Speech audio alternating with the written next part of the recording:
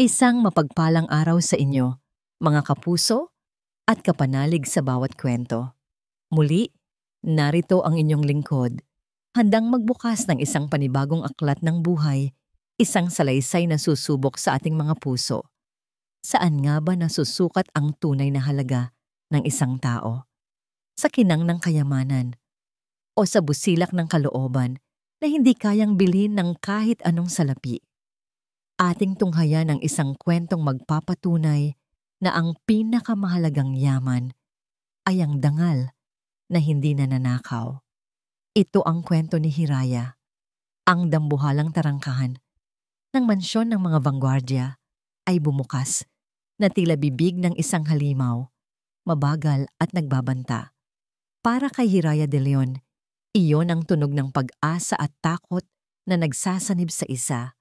Habang pumapasok ang sinasakyan nilang service van sa malawak na driveway, hindi niya maiwasang mapahawak ng mahigpit sa kanyang maliit na bag na nakakandong sa kanyang mga hita. Sa loob niyon ay ang lahat ng kanyang daladalahang yaman, ilang pirasong damit, ang kanyang mga dokumento, at ang kupas ng larawan ng kanyang ina. Pagbaba niya, ang bumungad sa kanya ay isang bahay na hindi niya kailanman nakita kahit sa kanyang mga panaginip. Mas malaki pa ito sa munisipyo sa kanilang probinsya ng Sinag-araw. Ang mga pader ay puting-puti, ang mga haligi ay matatayog, at ang mga bintanang salamin ay kumikinang sa sikat ng araw. Naramdaman ni Hiraya ang kanyang sarili na tila isang langgam na napadpad sa palasyo ng mga higante. Huwag kang tumunganga dyan. Maraming trabaho sa loob. Isang mataray na boses ang pumutol sa kanyang pagkamangha. Humarap si Hiraya sa nagsalita. Isang babaeng halos kaedad niya, nakasuot ng mas malinis at mas plansadong uniforme kaysa sa kanya. Ang mga mata nito ay tila sinusuri siya mula ulo hanggang paa at sa nguso nito ay may bakas ng pag-insulto. "Ako si Clarice," sabi ng babae. Hindi man lang ngumiti. "Ikaw pala yung bagong salta." Ang salitang salta ay tumarak sa dibdib ni Hiraya na parang isang maliit na patalim, ngunit pinilit niyang ngumiti. "Ako po si Hiraya. Ikinagagalak ko po kayong makilala." Hindi pinansin ni Clarice ang nakalahad niyang kamay. Sa halipan na tumalikod ito at nagsimulang maglakad. "Sumunod ka. Ipapakita ko sa iyo ang magiging kwarto mo bago kita bigyan ng unang trabaho mo."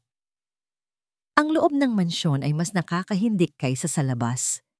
Ang sahig ay gawa sa marmol na pwede ka nang manalamin sa sobrang kintab.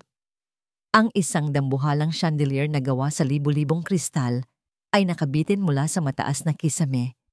Bawat sulok ay may mga mamahaling palamuti, mga pinta, at mga antigong kasangkapan. Napalunok si Hiraya. Ang isang florera lamang sa gilid ay marahil sapat ng pambayad sa isang taong gamutan ng kanyang ina.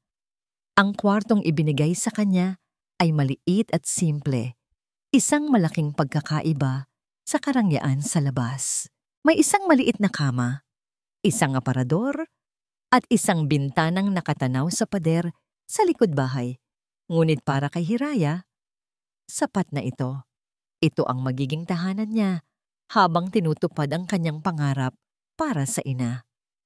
"Huwag kang mag-aaksaya ng oras," utos ni Clarice mula sa may pinto. "Ang buong sahig ng sala at ng dining hall ang kailangan mong kuskusin. Gusto kong makita ang refleksyon ko dyan pagkatapos. Malinaw?" "Oo po," sagot ni Hiraya. Kahit na nangihina ang kanyang tuhod sa laki ng lugar na yon. Ang unang ilang oras ay isang pagsubok sa kanyang katatagan.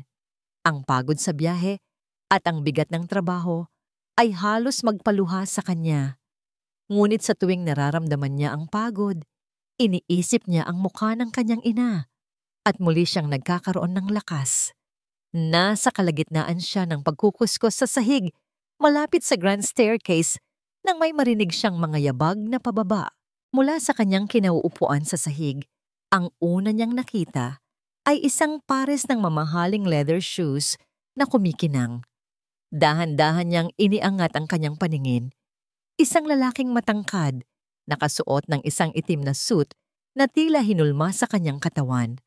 Ang buhok nito ay maayos na nakasandal at ang kanyang mukha ay tila inukit ng isang anghel, ngunit ang mga mata nito ay walang kabuhay-buhay. Ito na marahil ang amo niya, si Ginoong Silakbo Vanguardia. Sa sobrang kaba, sa pagmamadali niyang tumayo at magbigay galang, aksidenteng nasagi ng kanyang siko ang timbang puno ng tubig. Kumalat ang tubig sa marmol na sahig at ang ilan ay tumalsik sa nagniningning na sapatos ng lalaki. Nanlaki ang mga mata ni Hiraya. Ang kanyang puso ay tila huminto sa pagtibok. "Patawad po, sir. Patawad po." Nanginginig niyang sabi, dali-daling kinuha ang basahan at akmang pupunasan ang sapatos nito. Hindi gumalaw ang lalaki. Hindi rin ito nagsalita. Nakatitig lamang ito sa kanya at sa ilalim ng tingin na yon, naramdaman ni Hiraya ang panliliit. Ang mga mata ni Silakbo ay malamig, mas malamig pa sa marmol na sahig. Walang galit, walang inis, walang kahit anong emosyon. Isang blankong tingin na tila tumatagos sa kanya, na parang isa lamang siyang bagay na walang halaga. Pagkatapos ng ilang segundo, na parang isang kawalang hanggan, nilagpasan lang siya nito at nagpatuloy sa paglakad. Iniwan siyang nakaluhod sa basang sahig, nanginginig sa takot at kahihiyan. Nang gabing iyon, pagkatapos ng nakakapagod na araw, humiga si Hiraya sa kanyang kama. Kinuha niya ang kanyang lumang cellphone at tinitext ang kanyang ina. "Kumusta po kayo, Nay?" Ilang sandali pa, tumawag ang kanyang ina. Pinilit ni Hiraya na pasiglahin ang kanyang boses. "Hira, anak, kumusta ka dyan? Mababait ba ang mga kasama mo? Ang amo mo?" "Okay na okay po ako, Nay."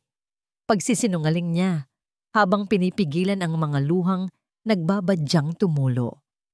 "Napakabait po nilang lahat. Huwag po kayong mag-alala sa akin. Magpagaling po kayo, ha? Magpapadala po ako ng pera sa lalong madaling panahon." Pagkatapos ng tawag, hindi na niya napigilan ang kanyang mga luha. Niyakap niya ang kanyang unan at umiyak ng tahimik. Ang bigat ng pangungulila at ang takot sa bagong mundo ay dumadagan sa kanyang dibdib. Hindi niya alam kung kakayanin niya ba. Samantala, sa loob ng kanyang malawak na opisina, nakaupo si Silakbo Vanguardia sa harap ng isang malaking monitor. Ito ay nagpapakita ng iba't ibang anggulo mula sa mga security camera na nakakalat sa buong mansyon. Ang kanyang atensyon ay nasa isang maliit na screen sa sulok. Ang camera na nakatutok sa pasilyo ng mga katulong. Nakita niya ang pagpasok ni Hiraya sa kwarto nito kanina. Ang bahagyang pagyukod ng mga balikat nito na nagsasabi ng pagod at kalungkutan. Kinuha niya ang kanyang telepono at tinawagan ng hepe ng kanyang security. "Gusto kong bantayan ninyong maigi ang bawat kilos ng bagong katulong, si Hiraya de Leon." Malamig niyang utos. "Huwag ninyong ipapahalata." Ibinaba niya ang tawag at muling ibinaling ang tingin sa screen. Ang alaala ng takot sa mga mata ng dalaga kanina ay bumalik sa kanya, kasabay ng alaala ng maraming pekeng luha at kasinungalingan na nasaksihan na niya sa buong buhay niya. Lahat sila ay pare-pareho. Lahat sila ay may tinatagong motibo. Sumandal siya sa kanyang upuan. Ang kanyang mga daliri ay naglalaro sa isang mamahaling pluma. Isang malamig na ngiti ang sumilay sa kanyang mga labi. "Tingnan natin," bulong niya sa sarili habang nakatitig sa monitor. Kung iba ka nga sa kanila.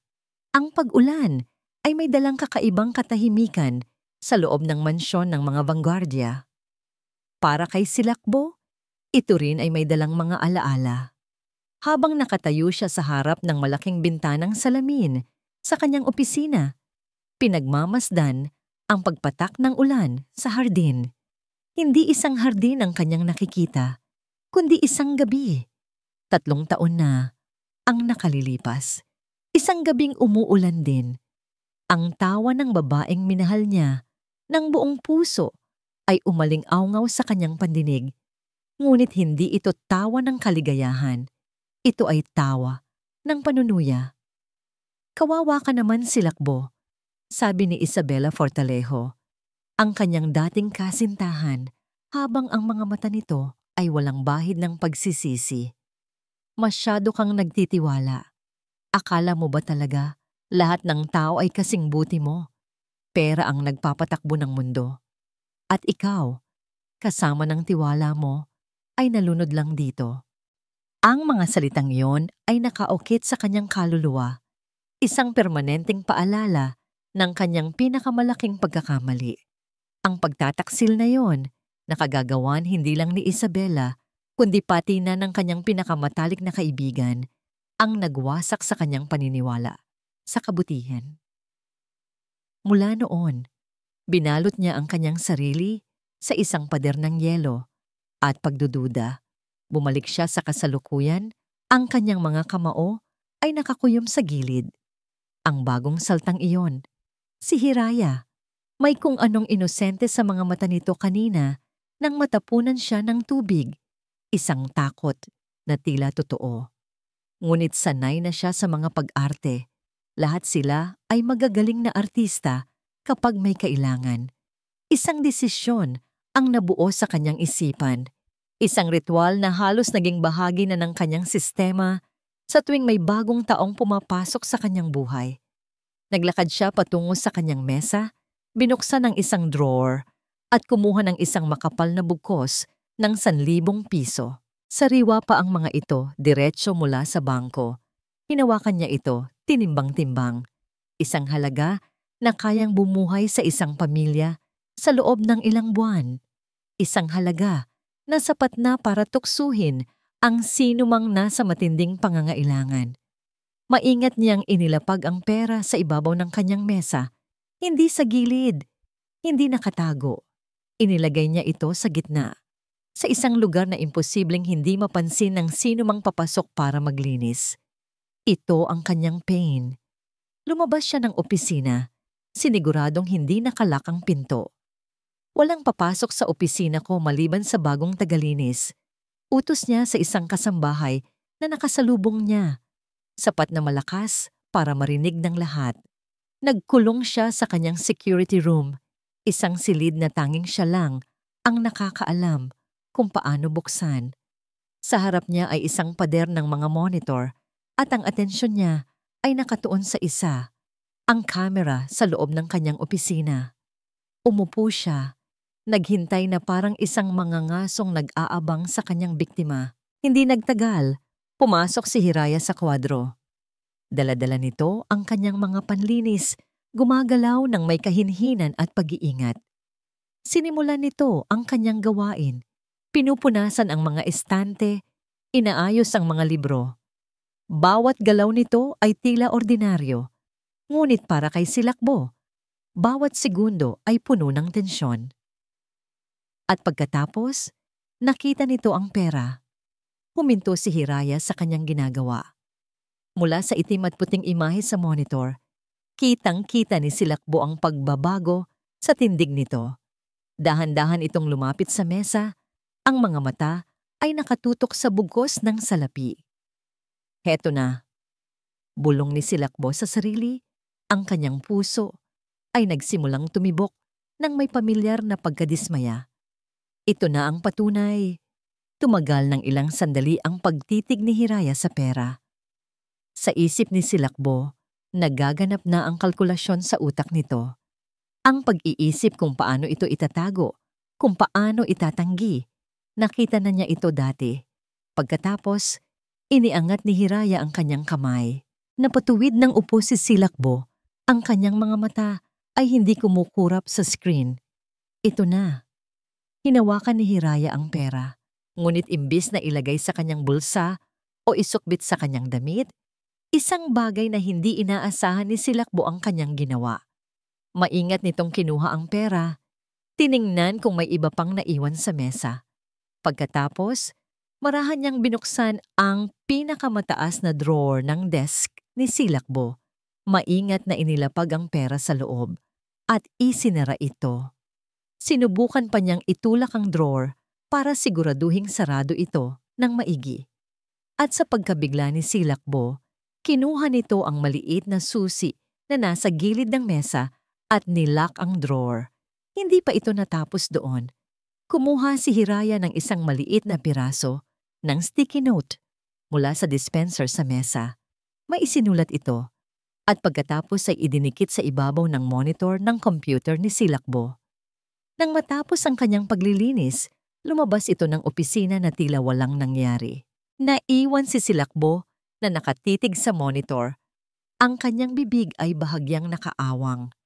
Ang inaasahan niyang pagtatapos, ang pagkumpirma sa kanyang paniniwala na lahat ng tao ay manloloko, ay hindi nangyari. Isang kakaibang pakiramdam ang gumapang sa kanyang dibdib. Hindi ito tuwa. Hindi rin ito ginhawa. Ito ay pagkalito.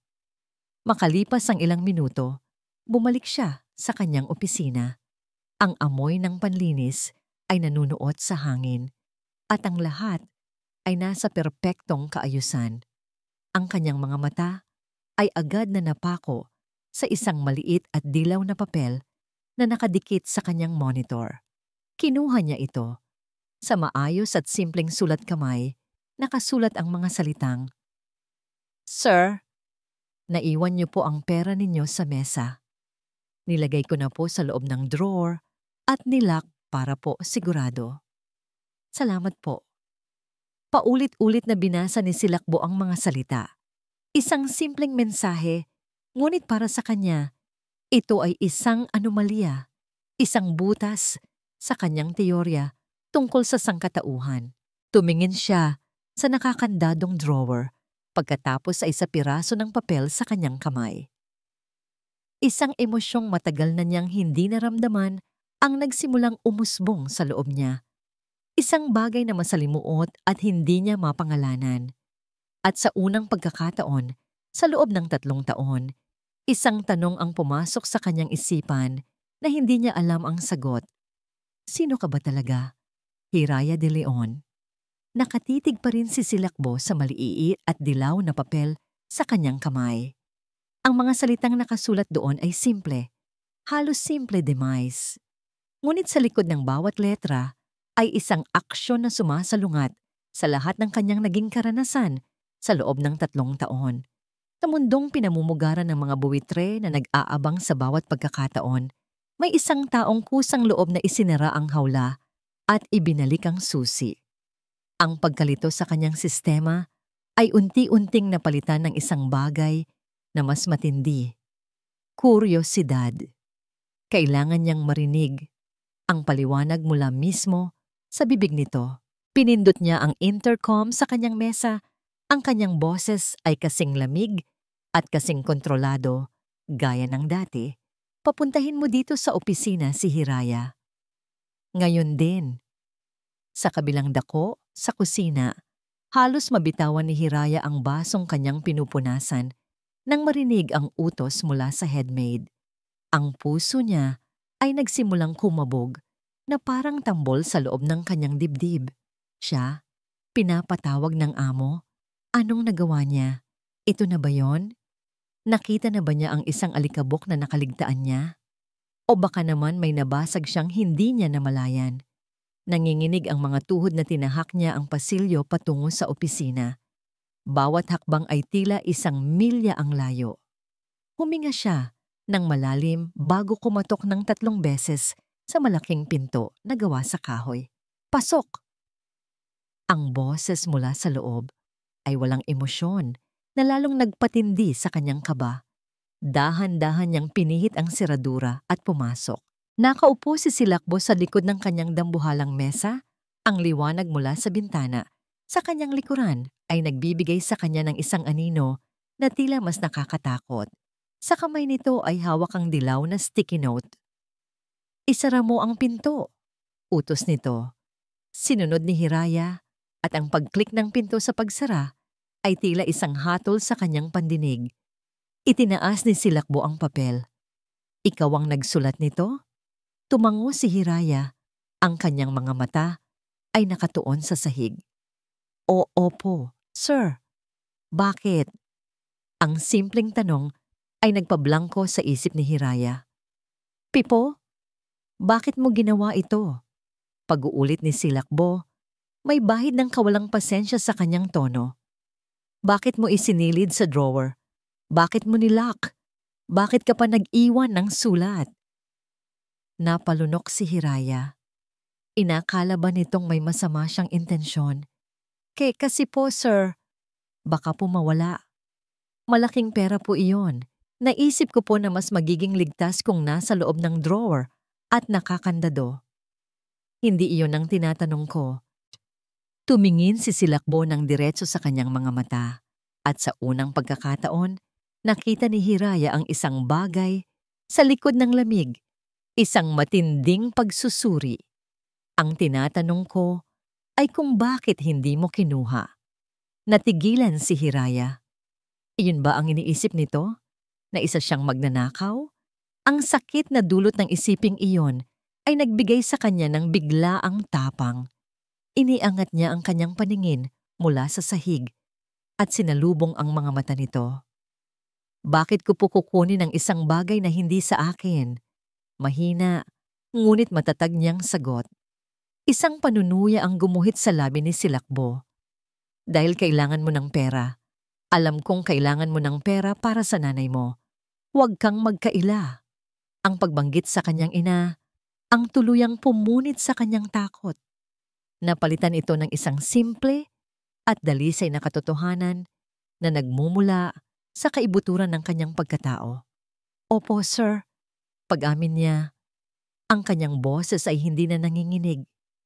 Kailangan ko po ng pera. Kailangan po. Bawat araw po. Ipinagdarasal ko na sana magkaroon ako ng sapat na pera para mapagamot siya ng tuluyan. Pero, huminto siya at huminga ng malalim. Ang perang hindi po sa akin ay hinding-hindi makakapagpagaling sa nanay ko. Ang mga salitang yon ay lumabas ng walang pag-aalinlangan, walang pag-arte. Isang simpleng pahayag ng kanyang paniniwala. Tumama iyon kay Silakbo na parang isang malakas na suntok sa sikmura. Ang lahat ng paghahanda niya, ang lahat ng kanyang panghuhusga, ay gumuho sa isang iglap. Sa harap ng isang katotohanang kasing linaw ng kristal, ang kanyang pader ng yelo ay nagkaroon ng malaking lamat. Nanatili siyang tahimik, nakatitig sa dalagang nasa harap niya. Isang dalagang payat, simple, at marahil ay gutom, ngunit nagtataglay ng isang karangalan na hindi niya pa nakikita sa mga taong nakapaligid sa kanya na nag-uumapaw sa yaman. Pagkatapos ng tila, isang walang hanggang katahimikan, tumayo si Silakbo. Naglakad siya patungo sa isang maliit na vault na nakatago sa likod ng isang painting. Binuksan niya ito, kumuha ng isang sobre at bumalik sa kanyang mesa. Inilapag niya ang sobre sa harap ni Hiraya. Ano po ito, sir? Naguguluhang tanong niya. Advance para sa sweldo mo. 1 buwan. Maikli niyang sagot. Umiiwas ng tingin. Ipadala mo sa nanay mo. Napatingin si Hiraya sa sobre. Pagkatapos ay sa mukha ni Silakbo. Hindi siya makapaniwala. Ang perang ito ang pambili ng mga gamot na matagal nang kailangan ng kanyang ina. Ang tulong na ipinagdarasal niya gabi-gabi ay nasa harap na niya. Ang mga luha na kanina pa niya pinipigilan ay tuluyan ng bumagsak. Hindi ito luha ng takot o lungkot, kundi luha ng pasasalamat na bumuhos mula sa kanyang puso. Salamat po, sir. Marami pong salamat. Sabi niya sa gitna ng kanyang mga hikbi. Hindi niyo po alam kung gaano kalaking tulong po ito. Hindi sumagot si Silakbo. Tumalikod lang ito at muling humarap sa bintana. Tila hindi komportable sa emosyong ipinapakita ng dalaga. Makakaalis ka na. Mabilis na pinunasan ni Hiraya ang kanyang mga luha. Mahigpit na hawak ang sobre na parang ito ang pinakamahalagang bagay sa mundo. Yumukod siya at nagmamadaling lumabas ng opisina. Sa labas, Sa may pasilyo, nagkukunwaring nag-aalis ng alikabok sa isang mamahaling florera, si Clarice. Kitang-kita niya ang paglabas ni Hiraya mula sa opisina ng amo. Ang mga mata nito ay namumugto sa pag-iyak, ngunit ang mga kamay ay mahigpit na nakahawak sa isang puting sobre. Isang itim na apoy ng inggit at galit ang biglang nag-alab sa puso ni Clarice. Ang bruha. Ginamit ang pag-iyak para makakuha ng awa at pera. Ang kapal ng mukha. Nang makalayo si Hiraya, mabilis na kinuha ni Clarice ang kanyang cellphone mula sa bulsa ng kanyang uniforme. Nagtipa siya ng isang mensahe. Ang kanyang mga daliri ay nanggigigil. Nagsisimula na siyang mapalapit sa Binigyan niya ito ng pera. Ipinadala niya ito sa isang numerong walang pangalan. Ilang sandali lang, nag-vibrate ang kanyang telepono. Isang reply, "Mabuti, ituloy mo ang plano. Oras na para gawing mas interesante ang lahat." Isang masamang nangiti ang sumilay sa mga labi ni Clarice habang binabasa ang mensahe. Ang laro ay magsisimula pa lamang. Lumipas ang isang linggo. Para kay Hiraya, ang bawat araw sa mansyon ng mga Vanguardia ay tila isang sayaw sa alambre. Isang sayaw ng pag-iingat, pagsisipag, at pananahimik. Ngunit may isang bagay na nagbago. Isang bagay na banayad at halos hindi kapansin-pansin. Ngunit sapat na para bigyan siya ng kaunting kapayapaan. Hindi na niya nararamdaman ang yelo sa mga tingin ni Ginoong Silakbo. Ang dating blangko at mapanuring mga mata nito ay napalitan ng isang tahimik na pagmamasid. Hindi na ito ang tingin ng isang hukom na naghihintay sa kanyang pagkakamali, kundi ang tingin ng isang taong nag-iisip. Hindi na siya nito kinakausap pagkatapos ng pangyayari sa opisina, ngunit sa mga bihirang pagkakataong nagkakasalubong sila sa pasilyo, isang bahagyang pagtango ang kanyang natatanggap. Para kay Hiraya, ang maliit na gesturang iyon ay sapat na.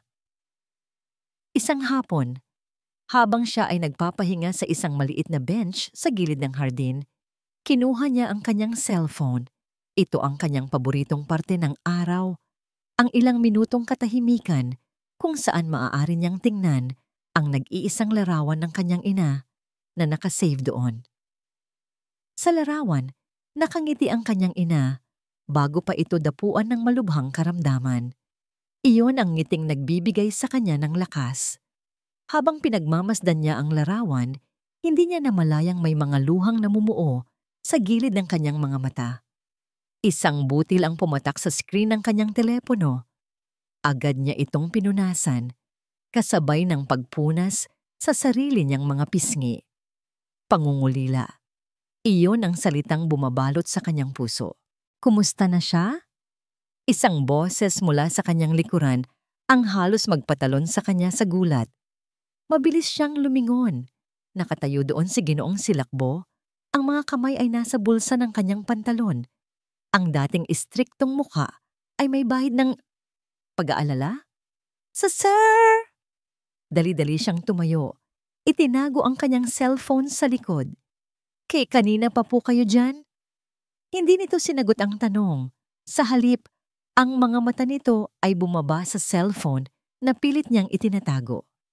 Ang nanay mo ba yan? Dahan-dahan, tumango si Hiraya. Opo, sir. Kumusta na ang kalagayan niya? Tanong muli nito. Ang boses ay mas mahinahon kaysa sa dati niyang naririnig. Nakatanggap po ako ng tawag kanina. Sagot ni Hiraya. Ang kanyang boses ay bahagyang nanginginig. Sabi po ng tita ko, nakabili na raw po sila ng mga gamot mula sa pinadala ninyo. Medyo gumaganda na raw po ang kanyang pakiramdam. Tumango si Silakbo. Tumingin ito sa malayo, sa mga bulaklak sa hardin na tila may malalim na iniisip. Sa loob ng ilang sandali, nakalimutan ni Hiraya na amo niya ang kaharap niya. Ang nakikita niya ay isang taong may lungkot din sa mga mata. That's good, sabi lang nito. Bago tumalikod at maglakad paalis, iniwan si Hiraya na nakatayo. Ang puso ay naguguluhan.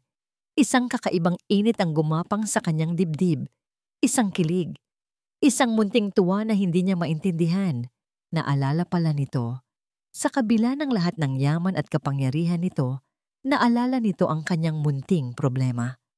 Ang pangyayaring iyon ay nasundan pa ng isa pa. Kinagabihan, habang naghahapunan si Silakbo nang mag-isa sa malawak na dining hall, si Clarice ang nakatuka para magsilbi.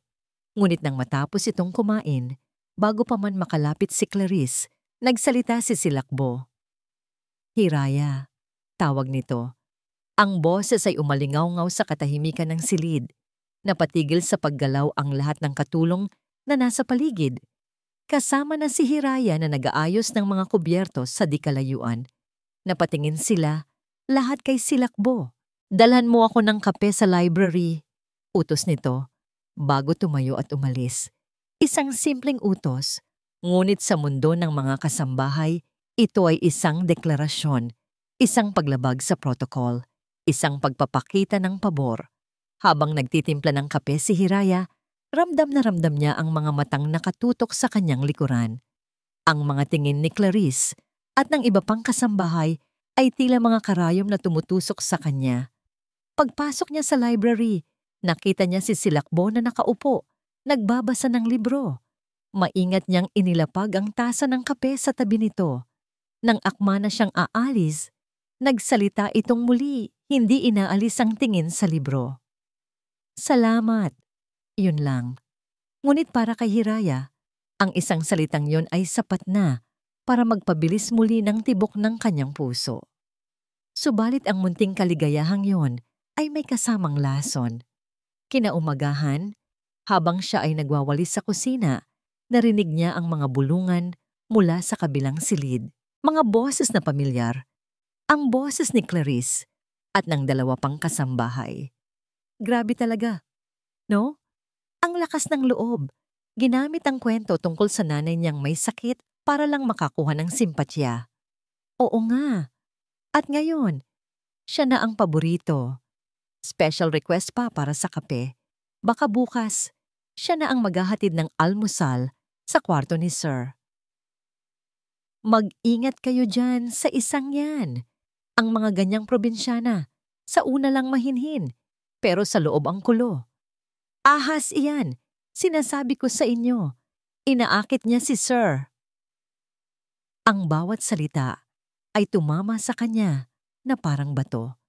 Ang init na naramdaman niya kagabi ay biglang nanlamig, napalitan ng sakit at kahihiyan. Ang isang sandali ng kabutihan ay binigyan nila ng kasuklam-suklam na kahulugan. Hindi na niya tinapos ang kanyang ginagawa. Tahimik siyang tumakbo pabalik sa kanyang maliit na kwarto. Ang lalamunan niya ay may bara. Gusto niyang umiyak, ngunit parang naubos na ang kanyang mga luha. Pakiramdam niya, nag-iisa siya sa isang lugar na puno ng tao. Naupo siya sa gilid ng kanyang kama, hinahanap ang isang bagay na makakapagbigay sa kanya ng kahit kaunting aliw. Ang suklay, ang luma at maliit na suklay na gawa sa kahoy, ang tanging pamana ng kanyang ina. Lagi niya itong inilalagay sa ilalim ng kanyang unan. Kinapa niya ito. Wala. Inangat niya ang unan. Wala pa rin. Kinabahan. Hinalughog niya ang kanyang buong kama. Tiningnan niya ang loob ng kanyang maliit na aparador. Binuklat ang bawat damit. Hinalungkat niya ang kanyang bag. Wala. Ang suklay ng kanyang ina ay nawawala. May isang linggo nang naghahari ang isang di pamilyar na katahimikan sa isipan ni Silakbo Vanguardia. Ang dating walang tigil na ingay ng pagdududa at panghuhusga ay bahagyang humina. Natila natabunan ng isang simpleng pangungusap. Ang perang hindi po sa akin ay hinding-hindi makakapagpagaling sa nanay ko. Ang mga salitang iyon ay patuloy na umuulit sa kanyang isip sa bawat paggising niya sa umaga, sa gitna ng mga importanteng board meeting at sa katahimikan ng gabi. Ang imahe ng tapat na mga mata ni Hiraya ay sumusulpot. Dahil dito, natagpuan niya ang sariling gumagawa ng mga bagay na hindi niya karaniwang ginagawa. Ang pagtatanong sa kalagayan ng ina nito, ang paghingi ng kape, ang pagsabi ng salamat, mga munting bagay na para sa iba, ngunit para sa isang taong isinara na ang kanyang puso. Ang mga ito ay malalaking hakbang, ngunit ang kapayapaang yon ay marupok. At tulad ng isang salamin, kailangan lang ng isang maliit na bato para mabasag ito. Ang batong yon ay dumating sa anyo ni Clarice. Isang umaga, habang abala si Silakbo sa pag-aaral ng mga financial report sa kanyang opisina, kumatok si Clarice at pumasok. Ang mukha nito ay nagpapakita ng isang pinaghalong pag-aalala at pag-aatubili. Isang ekspresyong pinag-aralan at perpektong isinasagawa. "Sir, pasensya na po sa abala," panimula nito. Ang boses ay sadyang pinahina. "May gusto lang po sana akong i-report. Ayoko po sanang palakihin pa pero..." Itinaas ni Silakbo ang kanyang tingin mula sa mga papeles. Ang kanyang kilay ay bahagyang magkasalubong. "Ano yon?" "Kasi po, sir," nagpatuloy si Clarice, "nitong mga nakaraang linggo, may mga napapansin po kaming maliliit na bagay na nawawala sa mansyon." Hindi nagbago ang ekspresyon ni Silakbo. "Anong mga bagay?" "Nung una po, isang mamahaling panyo na sutla ni ma'am, yung yumaong mommy ninyo po, na nakadisplay sa sala. Pagkatapos po, isang silver na letter opener dito sa library. Ngayon naman po, isa sa mga paboritong libro ni Sir, yung maliit na leather-bound na tula." Huminga ito nang malalim na tila mabigat sa kanyang dibdib ang sasabihin. "Sir, nagsimula lang pong mangyari ang mga ito. Simula po noong dumating si Hiraya." Ang pagbanggit sa pangalan ni Hiraya ay nagdulot ng isang malamig na kuryente sa ugat ni Silakbo. Agad na tumaas ang pader na ilang araw na niyang ibinababa. "May ebidensya ka ba sa paratang mo?" tanong niya. Ang boses ay muling naging matalim. Mabilis na umiling si Clarice na parang nasaktan sa tanong. Wala po, sir. Kaya nga po ayaw ko sanang sabihin. Baka po nagkakamali lang ako ng lagay. Pero nag-aalala lang po ako. Alam niyo na po, baka po sa sobrang pangangailangan, hindi na niya tinapos ang sasabihin. Hinayaan na lang na ang mga salita ay lumutang sa hangin, puno ng lason. "Sige na, makakaalis ka na," sabi ni Silakbo. Ibinalik ang tingin sa mga papeles, isang malinaw na senyales na tapos na ang usapan. Ngunit nang makalabas si Clarice, hindi na sa mga numero at graph nakatuon ang kanyang isipan. Ang binhi ng pagdududa ay muling itinanim. Mabilis itong umusbong, dinidiligan ng mga alaala ng nakaraan. "Maliit na bagay lang naman, Bo," sabi noon ni Isabella nang mahuli niya itong gumagamit ng pera ng kumpanya para sa personal na bagay. "Huwag mo nang palakihin. I trust you. Kaya dapat you trust me too." Ang maliliit na bagay. Doon nagsisimula ang lahat.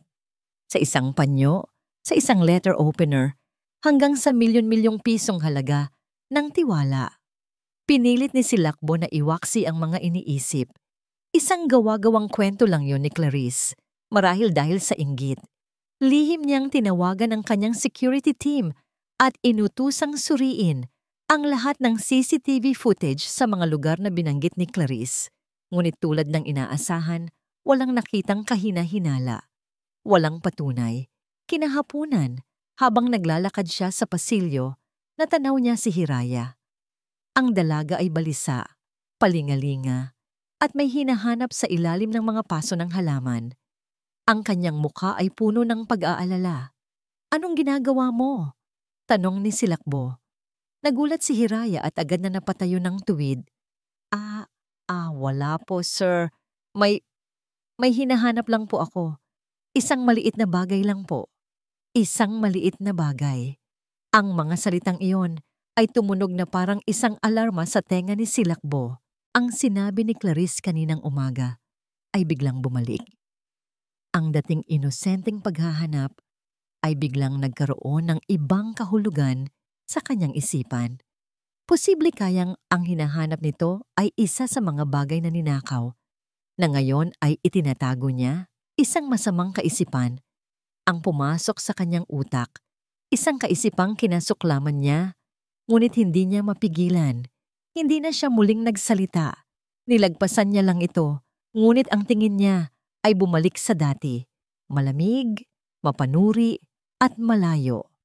Naramdaman ni Hiraya ang biglaang pagbabago at ang munting pag-asang umusbong sa kanyang puso nitong mga nakaraang araw ay nagsimulang malanta.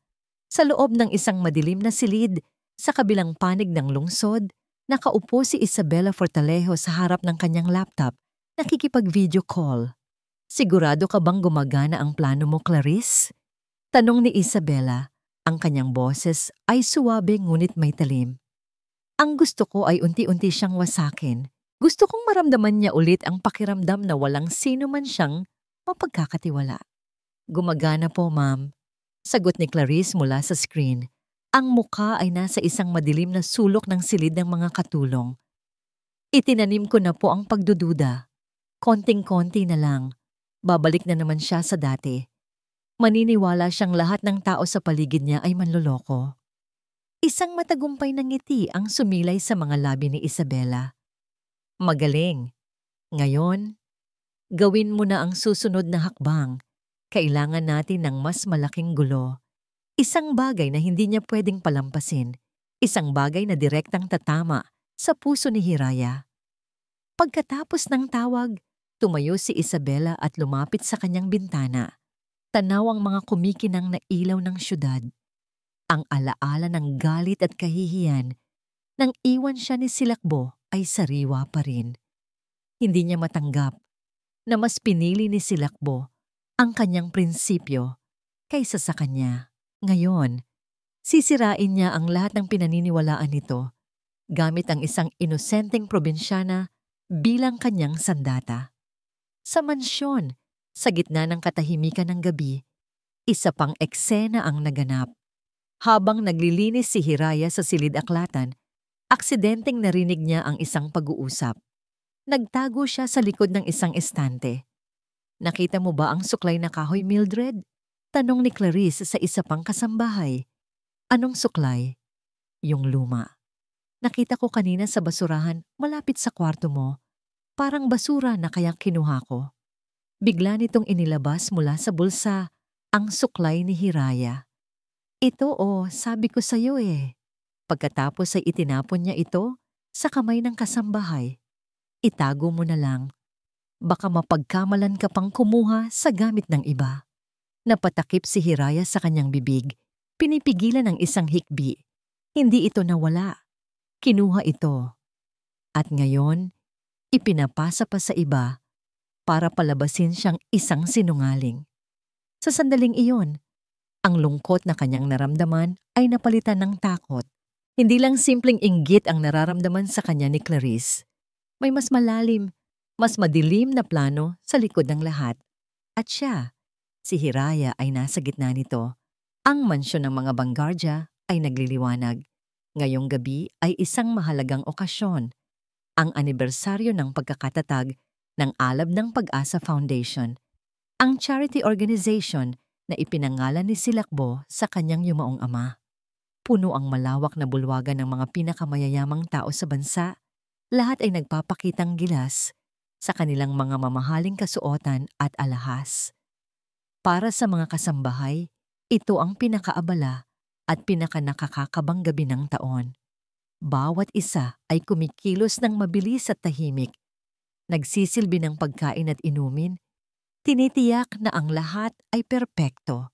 Si Hiraya ay nakatuka sa pag-refill ng mga inumin. Habang naglalakad siya sa gitna ng mga nagtatawa ng bisita, pakiramdam niya ay isa siyang multo. Hindi nakikita, ngunit may isang pares ng mga matang laging nakamasid sa kanya. Ang mga mata ni Clarice na puno ng panunubok at isang nakatagong ngiti. Sa gitna ng programa, inihayag ng MC ang simula ng donasyon. Isang malaking glass box ang inilagay sa entablado. Isa-isang umakyat ang mga bisita, naglalagay ng mga sobrang makakapal na naglalaman ng tseke at cash. Para sa seguridad, ang lahat ng cash donations ay pansamantalang ilalagak sa loob ng personal na safe ni Silakbo sa kanyang opisina bago ideposito sa bangko kinaumagahan. Nang matapos ang gabi at makaalis na ang huling bisita, ang lahat ay pagod na pagod. Habang nagliligpit ang lahat, si Silakbo, kasama ang kanyang hepe ng seguridad, ang personal na nag-escort sa kahon ng donasyon patungo sa kanyang opisina. Nakita ni Hiraya ang pagpasok nila doon. Seryoso ang mga mukha. Sa kanyang kwarto, bago matulog, narinig ni Hiraya ang isang mahinang kaluskos sa labas ng kanyang pinto. Hindi niya ito pinansin. Inakalang isa lang sa mga kasambahay na dumaan. Ipinikit niya ang kanyang mga mata. Ang katawan ay pagod. Ngunit ang puso ay may kaunting tuwa. Kahit sa maikling sandali, nakita niya ang isang bahagi ng mundo ng kanyang amo. Isang mundo kung saan ang yaman ay ginagamit para tumulong. Hindi niya alam na sa dilim, isang anino ang gumapang palayo sa kanyang pinto. Ang misyon nito ay natapos na. Kinaumagahan, isang malakas na sigaw ang gumising sa buong mansyon. Nawawala ang pera. Ang sigaw ay nagmula kay Clarice. Nagmadaling lumabas ang lahat mula sa kani-kanilang mga kwart. Naabutan nila si Clarice sa tapat ng opisina ni Silakbo. Ang pinto nito ay bahagyang nakaawang. Ang mukha nito ay namumutla. Ang mga mata ay nanlalaki sa takot.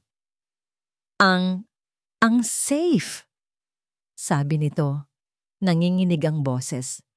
Bukas, at wala na ang pera ng foundation, dumating si Silakbo. Ang mukha ay isang maskara ng malamig na galit. Pumasok siya sa opisina. Ang bakal na pinto ng kanyang safe na dapat ay halos imposibleng buksan ay nakaawang. Sa loob, ang mga sobre ng tseke ay naroon pa.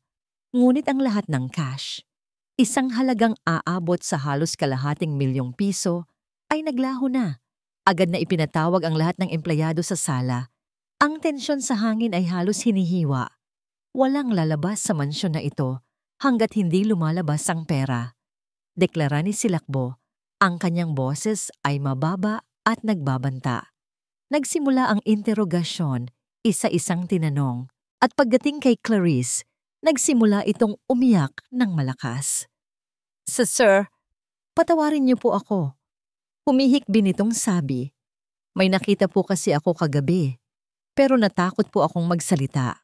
Lahat ng atensyon ay napunta sa kanya. Sino? Mariing tanong ni Silakbo. Nag-atubili si Clarice, tumingin sa paligid na parang takot na takot. At pagkatapos ay dahan-dahang itinaas ang kanyang nanginginig na daliri. At itinuro si Hiraya. Si Hiraya po. Nakita ko po siyang papalabas ng opisina ninyo kagabi. 10 oras na po ng gabi. Ang buong mundo ni Hiraya ay gumuho. Ang lahat ng mga mata, na kanina'y puno ng kaba, ay napalitan ng pag-aakusa at panghuhusga. Hindi po totoo iyan. Sigaw ni Hiraya. Ang mga luha ay biglang bumuhos sa kanyang mga mata. Nasa kwarto lang po ako kagabi. Hindi po ako lumabas. Sinungaling, ganti ni Clarice. Nakita kita. Nakita ka rin ni Mildred, di ba? Mildred? Ang kasambahay na si Mildred na pinagbigyan ni Clarice ng suklay ni Hiraya ay biglang namutla. Tumingin ito kay Clarice, pagkatapos ay kay Hiraya at sa huli ay tumungo. Oo po, sir. Nakita ko rin po siyang naglalakad sa pasilyo. Isang kasinungalingan, isang patibong. Sir, maniwala po kayo sa akin. Pagmamakaawa ni Hiraya kay Silakbo, ang kanyang puso ay dinudurog. Wala po akong kinukuha. Ang mukha ni Silakbo ay hindi mabasa. Malamig. Walang emosyon. Kung wala kang tinatago, papayag kang kapkapan ang kwarto mo. Hindi ito isang tanong. Ito ay isang utos. Dinala nila si Hiraya sa kanyang kwarto, kasama si Silakbo, ang hepe ng seguridad, at si Clarice na nasa likuran. Ang mukha ay nagpapakita ng huwad na awa. Nagsimula ang paghahalughog, bawat sulok, bawat damit. Walang tigil ang pag-agos ng luha ni Hiraya habang pinapanood niyang ginugulo ang kanyang munting santuaryo. Wala naman, sir, sabi ng security. Ngunit si Clarice ay lumapit sa kama. Teka, ano ito? Mula sa ilalim ng manipis na kutsyon ni Hiraya, hinila ni Clarice ang isang maliit na plastic bag. Sa loob nito ay isang makapal na bugkos ng 1,000 piso. Ang lahat ay napasinghap. Napatitig si Hiraya sa pera. Hindi. Hindi maari. Paano nangyari iyon? Paano yon napunta doon? Ang kaluskos kagabi. Ang kanyang mga tuhod ay nanghina at napaluhod siya sa sahig. Hindi. Hindi po akin iyan. Pinagbibintangan niyo lang po ako. Ang kanyang mga salita ay nawala sa hangin. Walang saysay sa harap ng matibay na ebidensya. Tumingin siya kay Silakbo, naghahanap ng kahit katiting na pag-unawa, ng kahit bahagyang pagdududa sa mga mata nito para sa kanya. Ngunit wala. Ang nakita niya ay isang pader. Isang pader na muling itinayo, mas mataas at mas matibay kaysa dati. Ang nakita niya ay ang mukha ng isang taong muling pinagtaksilan. Lumapit si Silakbo, ang kanyang anino ay bumalot kay Hiraya. Inabot nito ang pera mula kay Clarice. Tiningnan niya ito, pagkatapos ay ibinaling ang kanyang tingin kay Hiraya na nakaluhod sa sahig. Ang kanyang mukha ay walang emosyon, ngunit ang kanyang mga mata ay nagliliyab sa isang pamilyar na apoy. Ang apoy ng pagkasuklam at pagkadismaya. Ang kanyang boses ay isang malamig na bulong na tumagos sa kaluluwa ni Hiraya at winasak ang lahat ng natitira niyang pag-asa. Ipaliwanag mo ito. Dinala ni Silakbo si Hiraya pabalik sa kanyang opisina. Ngayon, ang silid na dati naging saksi sa isang sandali ng katapatan ay naging isang kulungan. Isang silid ng interogasyon. Nakatayo si Hiraya sa gitna. Ang kanyang mga balikat ay nakakrus, ang mga braso ay nakayakap sa sarili na para bang iyon na lamang ang tanging paraan para hindi siya gumuho. Ang kanyang mga luha ay tuyo na, napalitan ng isang blangkong pagkatulala. Ang bugkos ng pera ay nakapatong sa mesa sa pagitan nila, isang pisikal na representasyon ng paratang na sumisira sa kanyang pagkatao. Nakatayo si Silakbo sa likod ng kanyang mesa. Ang kanyang likod ay nakaharap kay Hiraya, nakatanaw sa bintanang basang-basa ng ulan na muling pumatak. Ang bawat patak ay tila isang martilyong pumupukpok sa kanyang isipan. Nagpapaalala sa kanya ng sakit ng pagtataksil. Akala mo ba talaga lahat ng tao ay kasing buti mo? Ang boses ni Isabela ay umalingaw-ngaw sa kanyang isipan, malinaw at mapanuya. Sa wakas, humarap siya. Ang kanyang mukha ay kalmado, ngunit ito ay isang nakakatakot na kalamidad. Ang uri ng katahimikan bago ang isang marahas na bagyo. Binigyan kita ng pagkakataon. Panimula niya. Ang kanyang boses ay mababa at kontrolado, ngunit may pait. Binigyan kita ng tiwala. Isang mapait na tawa ang gustong kumawala sa lalamunan ni Hiraya, ngunit pinigilan niya ito. Tiwala? Kailan? Ang tiwalang yun ba ay ang pagsubok na ginawa nito sa kanya gamit ang pain? Wala po akong ninakaw. Iyon lang ang paulit-ulit na salitang lumalabas sa kanyang bibig. Isang sirang plaka ng katotohanan na walang sino mang nakakarinig. Naglakad si Silakbo, papalapit sa mesa at kinuha ang isang tablet. Ipinlay niya ang isang video. Ito ay isang kuha mula sa CCTV sa pasilyo kagabi.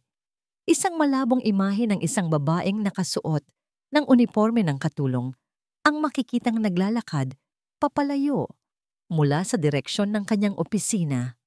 Ang oras na naka-timestamp ay 2:14 am. Dahil sa kalidad ng video at sa dilim, hindi makilala ang mukha. Ngunit ang hubog ng katawan at ang taas ay katulad ng kay Hiraya. Ito ka, hindi ba? Tanong ni Silakbo Ang kanyang daliri ay nakaturo sa screen. Umiling si Hiraya. Ang kanyang puso ay lalong naninikip. Hindi po ako yan. Natutulog po ako sa oras na yan.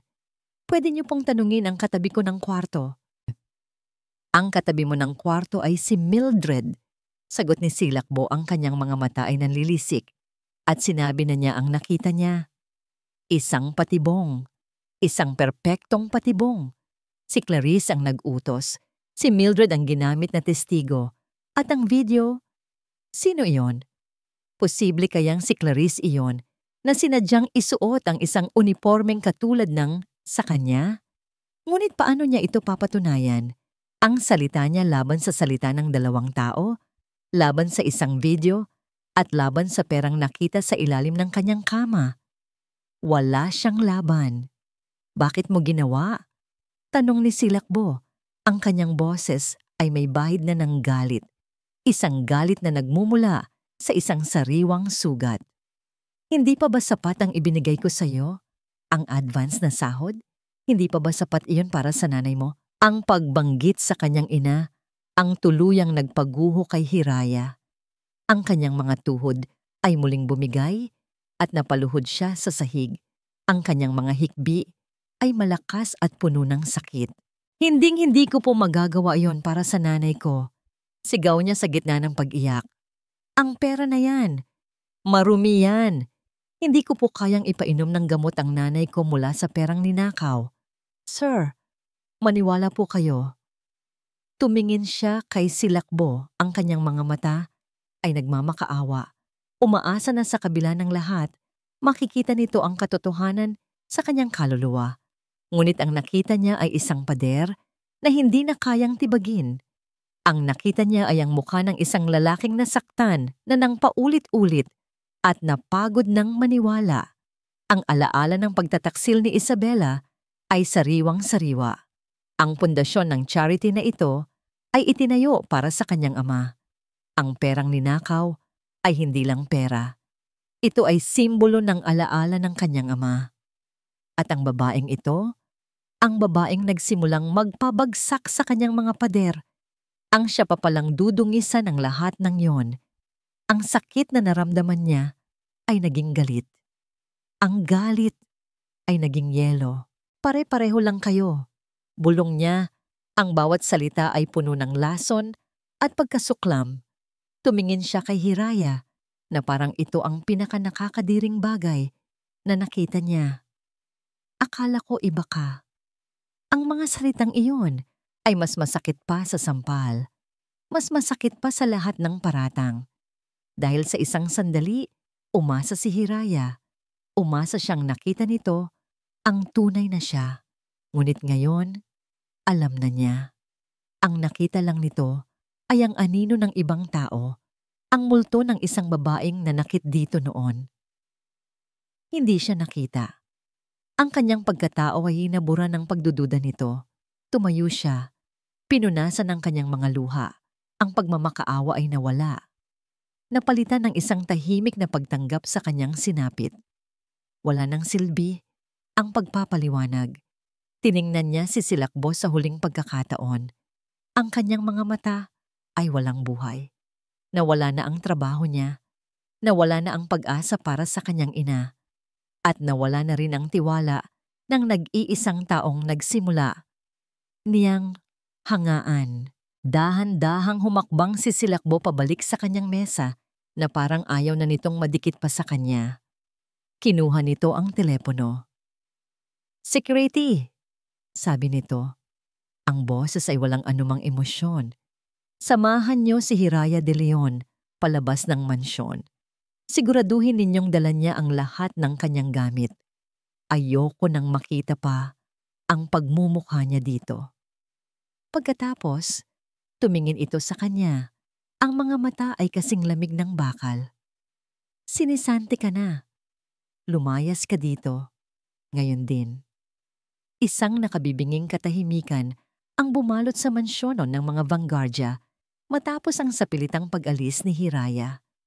Para sa ibang mga kasambahay, ito ay ang pagbabalik sa normal. Ngunit para kay Silakbo, Ang katahimikan ay isang ingay na puno ng mga salitang hindi nasabi at mga luhang hindi niya pinansin. Sinubukan niyang ibalik ang kanyang atensyon sa trabaho. Nagbasa siya ng mga email, pinirmahan ang mga dokumento, at sinuri ang mga stock market. Ngunit ang kanyang isipan ay wala doon. Ang kanyang mga mata ay paulit-ulit na napapatingin sa isang sulok ng kanyang opisina. Ang lugar kung saan lumuhod si Hiraya, wasak at talunan.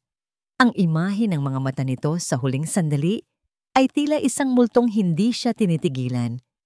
Hindi iyon mga mata ng isang taong may kasalanan na nahuli. Hindi iyon mga mata ng takot sa parusa. Ang nakita niya ay mga mata ng isang taong sumuko.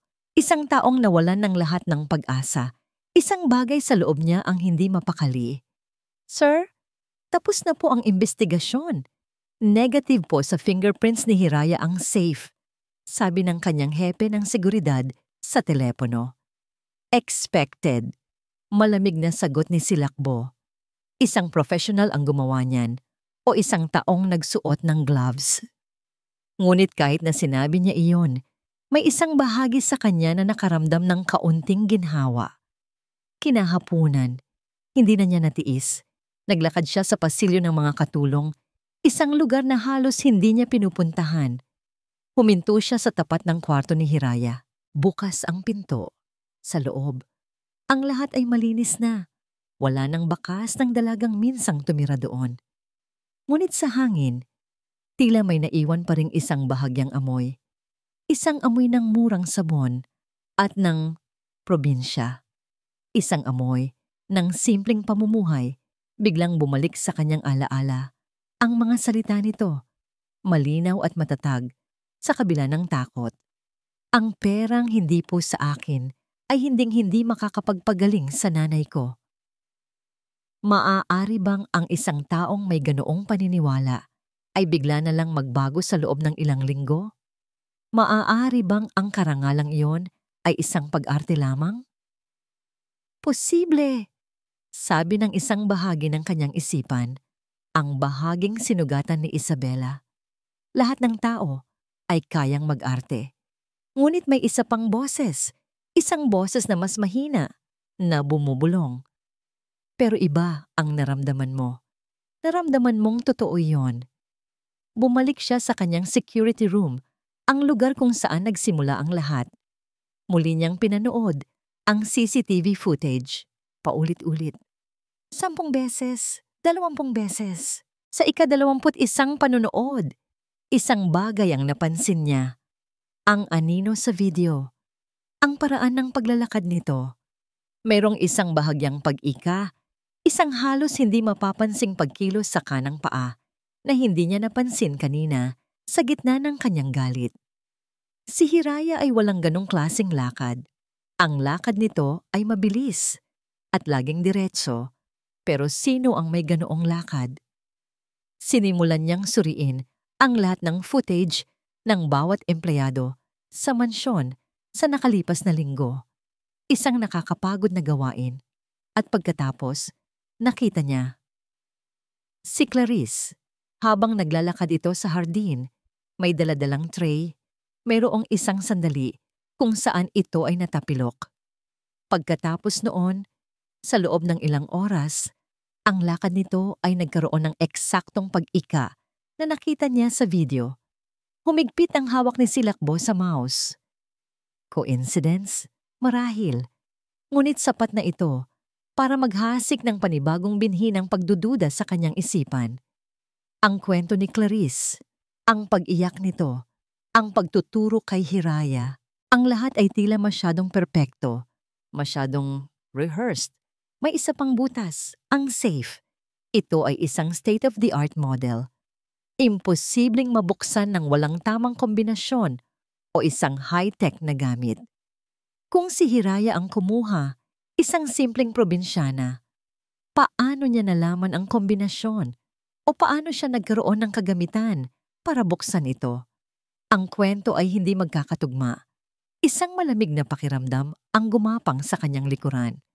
Pakiramdam niya ay isa siyang piyesa sa isang laro ng chess na hindi niya alam na nilalaro pala. Isang laro kung saan isinakripisyo ang isang inosenteng pawn para ma-check ang hari. Hindi na siya nag-aksaya ng panahon. Kinuha niya ang kanyang telepono at tinawagan ng isang tao na matagal na niyang hindi kinakausap. Isang private investigator, ang pinakamagaling sa larangan, isang taong may utang na loob sa kanya. Marco, sisilakbo ito. Sabi niya, ang kanyang boses ay seryoso. May ipapagawa ako sa'yo. Isang bagay na kailangan kong malaman sa lalong madaling panahon. Ano yon, Bo? Sagot ng boses sa kabilang linya. Gusto kong imbestigahan mo ang lahat tungkol sa isang babae.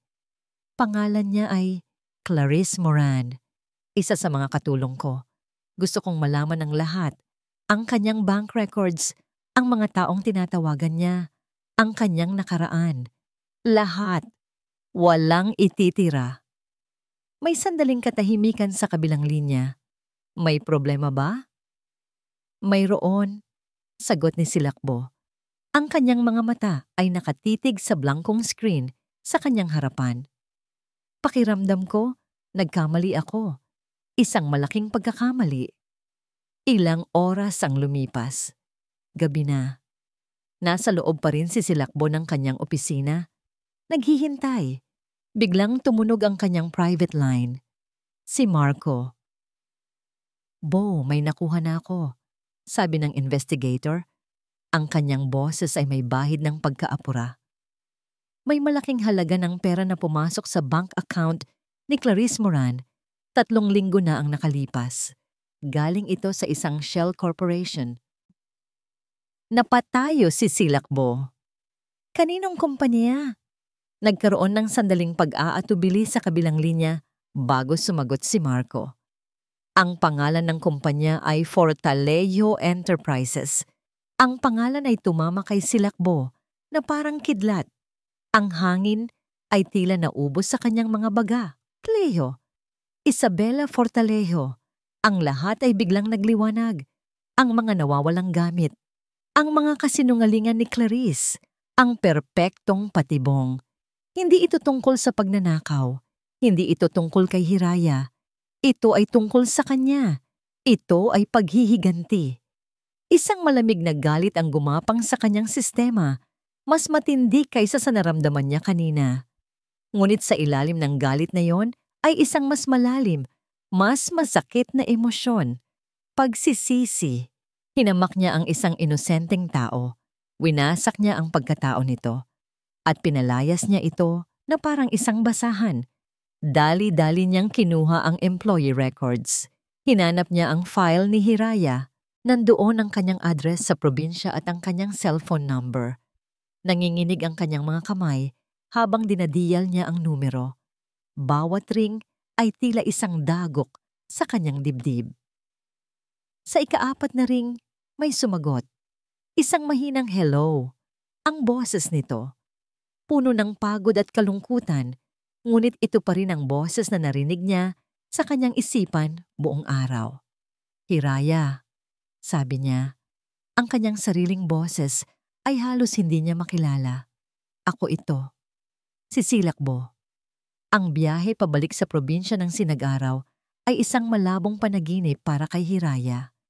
Nakaupo siya sa dulo ng bus, nakasandal sa malamig na bintanang salamin, pinagmamasdan ang mga tanawin na dumadaan ng hindi naman talaga nakikita. Ang bawat patak ng ulan na dumadaloy sa bintana ay tila mga luhang hindi na niya kayang ilabas pa. Ang bigat ng kahihiyan sa kanyang dibdib ay mas mabigat pa kaysa sa maliit na bag na naglalaman ng lahat ng kanyang mga gamit. Pinalayas, tinawag na magnanakaw. Ang mga salita ay umuulit sa kanyang isipan na parang isang basag na plaka. Ngunit ang pinakamasakit sa lahat ay ang huling tingin ni Ginoong Silakbo. Isang tingin ng sukdulan na pagkasuklam. Ang munting pag-asang nagsimulang mamuo sa kanyang puso ay hindi lang nalanta. Ito ay binunot, tinapak-tapakan, at sinunog hanggang maging abo. Pagbaba niya sa terminal, ang amoy ng basang lupa at pamilyar na hangin ng probinsya ang sumalubong sa kanya. Dati, Ito ang amoy ng tahanan, ng kapayapaan. Ngayon, ito ang amoy ng kabiguan. Habang naglalakad siya sa maputik na daan, patungo sa kanilang maliit na bahay, ramdam niya ang mga matang nakatutok sa kanya. Ang balita ay tila mas mabilis pang maglakbay kaysa sa bus na sinakyan niya. Ang mga kapitbahay na dati ngumingiti sa kanya ay ngayon ay nagbubulungan sa kanyang likuran. Si Hiraya ba yan? Ang bilis naman niyang umuwi. Akala ko ba magtatagal siya sa Maynila? Narinig ko ang tsismis. Pinalayas daw. Nagnakaw. Ang bawat bulong ay isang sampal. Yumuko na lang si Hiraya. Binilisan ang kanyang paglalakad. Nais na lang niyang maglaho. Pagbukas niya ng pinto ng kanilang bahay, ang bumungad sa kanya ay ang kanyang ina. Nakahiga ito sa isang papag, mas payat, mas maputla kaysa sa huli niyang nakita. Nang makita siya nito, isang ngiti ang sumilay sa mga labi nito, ngunit agad itong napalitan ng pag-aalala. Anak, bakit ka nandito? Anong nangyari? Tanong nito. Sinusubukang bumangon. Hindi na napigilan ni Hiraya. Ang lahat ng sakit, pagod at kahihiyan ay bumuhos. Napayakap siya sa kanyang ina at doon humagulgol ng walang tigil. Nay, patawad po. Patawad. Sa gabing iyon, sa gitna ng mga hikbi, isinalaysay niya ang lahat. Hindi ang buong katotohanan. Hindi niya kayang sabihin sa ina na pinagbintangan siyang magnanakaw. Ang sinabi lang niya ay hindi siya nagtagal sa trabaho na kailangan siyang umuwi. Ngunit ang isang ina ay laging nakakaramdam. Nakita ng kanyang ina ang sakit sa likod ng kanyang mga pagsisinungaling. Dahil sa sobrang pag-aalala at sama ng loob, ang kalusugan ng kanyang ina ay biglang lumala. Kinagabihan, inatake ito ng matinding hika. Ang kanilang naipong pera mula sa padala ni Silakbo ay halos maubos sa pagbili ng oxygen tank at mga gamot na pang-emergency. Ang pag-asang dala ng perang yon ay nawala na rin, napalitan ng mas malaking problema. Nang sumunod na araw, habang nagbabantay sa natutulog niyang ina, naupo si Hiraya sa labas ng kanilang bahay sa isang maliit na upuang kahoy. Tanaw niya ang palayan, ang mga puno ng niyog, ang buhay na dati simple at masaya. Ngayon, ang lahat ay tila kulay abo. Nawalan siya ng trabaho. Ang kanyang pangalan ay nadungisan. Ang kalusugan ng kanyang ina ay nasa panganib at wala na silang pera. Pagkawasak. Ito na marahil ang pakiramdam ng tuluyang pagkawasak. Tumingala siya sa langit. Ang mga mata ay tuyo na. Hindi na siya nagtanong ng, bakit ako? Napagod na siyang magtanong. Wala nang sagot. Tila ba ipinanganak siya para lang masaktan, para lang mabigo. Sa gitna ng kanyang kawalan ng pag-asa, nag-vibrate ang kanyang lumang cellphone na nasa kanyang bulsa. Isang numero na hindi rehistrado. Sa una, ayaw niya itong sagutin. Sino pa ba ang tatawag sa kanya? Ngunit may kung anong nag-udyok sa kanya. Baka isa sa mga kamag-anak nila. Dahan-dahan niyang inilabas ang telepono at sinagot ito. Hello? Sabi niya. Ang kanyang boses ay paos at walang buhay. Nagkaroon ng sandaling katahimikan sa kabilang linya.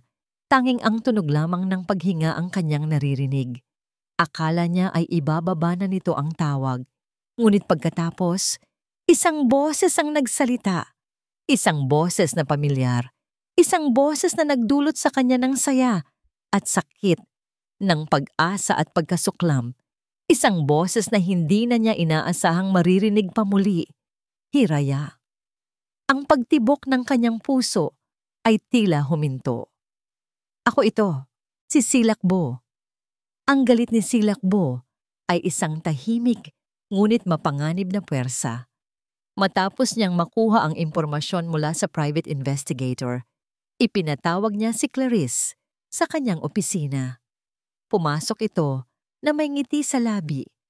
Isang ngiti ng tagumpay. Iniisip na marahil ay bibigyan siya ng bonus o promosyon. Ngunit ang nangiting iyon ay agad na naglaho nang makita niya ang mukha ni Silakbo. "Umupo ka!" Utos ni Silakbo. Ang kanyang boses ay walang anumang bahid ng init. Naupo si Clarice, biglang kinabahan. Sa ibabaw ng mesa sa pagitan nila ay isang folder. "Kilala mo ba ang Fortaleza Enterprises?" Diretsong tanong ni Silakbo. Ang kulay sa mukha ni Clarice ay biglang nawala. Nagsimula siyang mamutla. Hindi po, sir. Ano po iyon?" "Isang shell corporation," sabi ni Silakbo. Dahan-dahang binuklat ang folder. Isang kumpanyang ginagamit para magtago ng pera. At 3 linggo na ang nakalipas, nagdeposito sila ng malaking halaga sa account mo. Inilapag niya ang isang kopya ng bank statement sa harap nito. Nanlaki ang mga mata ni Clarissa sa papel. Ang kanyang pag-arte ay gumuho. "Sir, hindi ko po alam kung saan galing iyan. Baka po nagkamali lang ang bangko." "Nagkamali?" Isang malamig na tawa ang kumawala kay Silakbo. "At nagkamali rin ba ang CCTV footage na ito?" Ay severe din niya ang isang laptop sa direksyon nito. Ipinakita nito ang isang malinaw na kuha mula sa isang ATM machine ilang araw bago ang insidente ng pagnanakaw. Naroon si Clarice, nakikipag-usap sa isang babae. Pagkatapos ay nag-zoom in ang video sa mukha ng babae, si Isabela Fortalejo. Doon na tuluyang bumigay si Clarice. Ang lahat ng kanyang tapang ay nawala. Napalitan ng purong takot. "Sir, pipatawad po." Humagulgol ito. Lumuhod mula sa kanyang upuan. "Inutusan lang po ako. Pinangakuan niya po ako ng malaking pera. Sabi niya, sisirain lang namin ang pangalan ni Hiraya para umalis siya. Wala po akong alam na magnanakaw siya ng pera." "Wala kang alam." Tumayo si Silakbo. Ang kanyang boses ay biglang dumagundong sa loob ng opisina. "Kaya pala ang lakad mo sa video sa pasilyo ay parehong-pareho sa lakad mo noong natapilok ka sa hardin. Kaya pala ang testimonya ni Mildred ay perpektong tumugma sa kwento mo. Planado ang lahat ng ito, hindi ba? Planado." Nanginginig na tumango si Clarice, hindi na makapagsalita sa gitna ng kanyang pag-iyak. "Sino ang nagbukas ng safe?" Mariing tanong ni Silakbo. "Hindi ko po alam, sir. Maniwala po kayo. Ang utos lang po sa akin ay itago ang isang bahagi ng pera sa ilalim ng kutsyon ni Hiraya kapag natutulog na siya. Iyon lang po." Tinitigan ni Silakbo ang babaeng nakaluhod sa kanyang harapan. Isang kasangkapan. Isang sakim na kasangkapan na ginamit para sirain ang buhay ng 2 tao. Walang awa sa kanyang mga mata.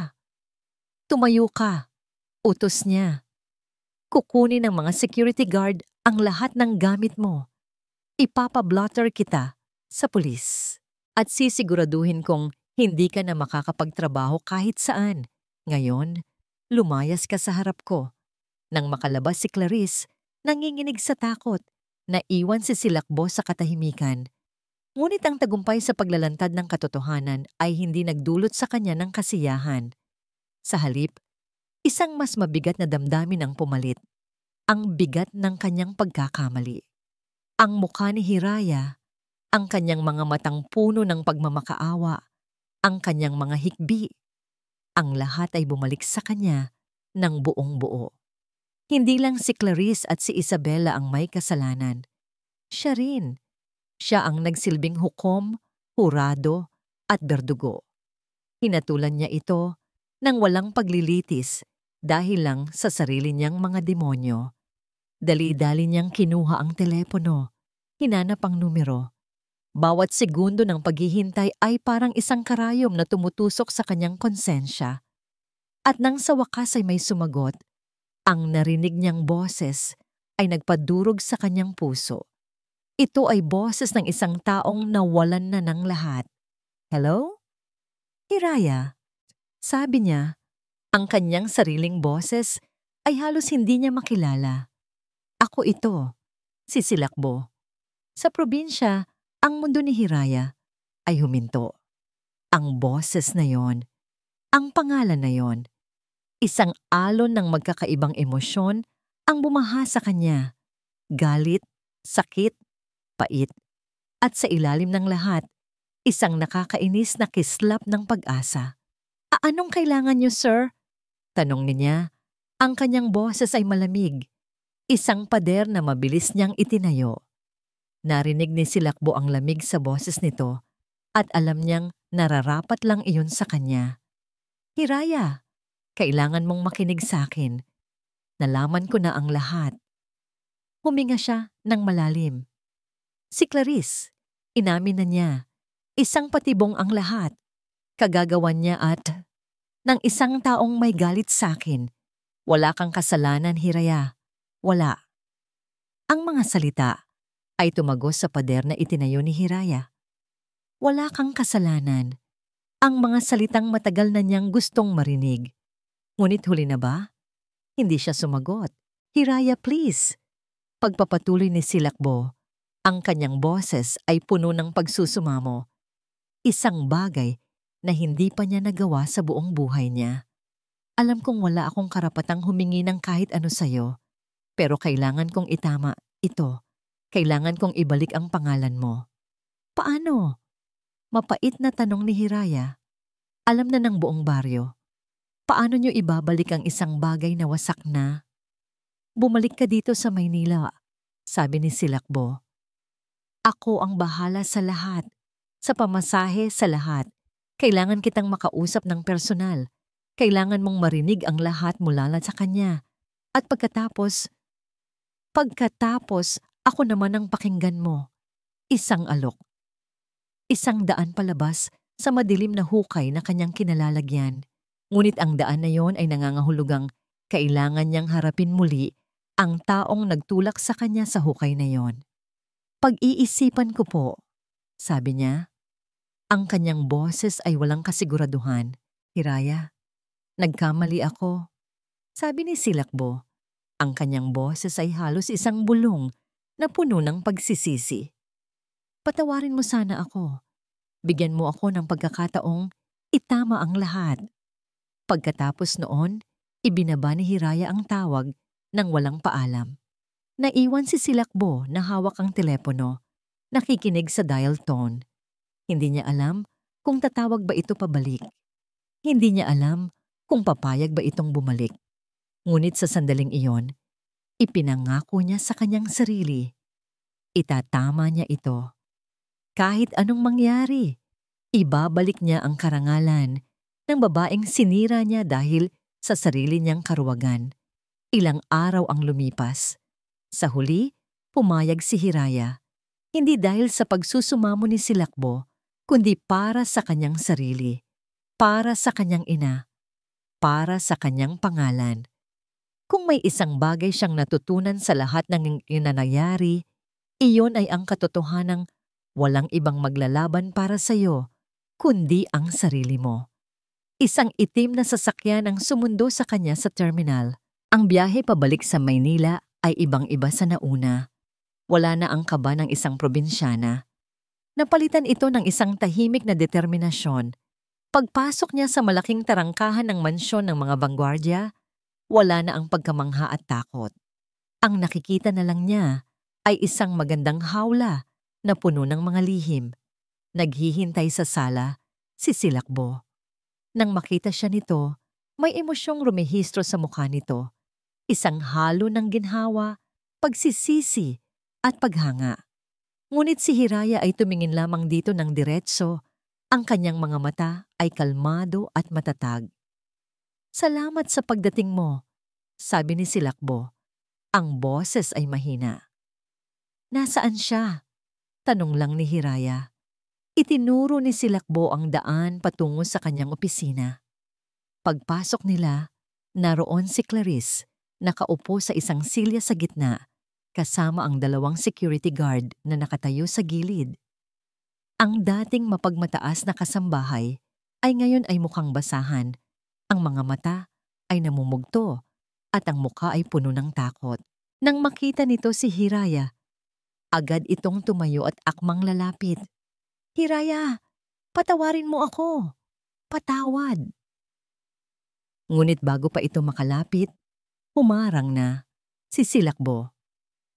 Umupo ka, Clarice. Magsalita ka lang kapag tinanong.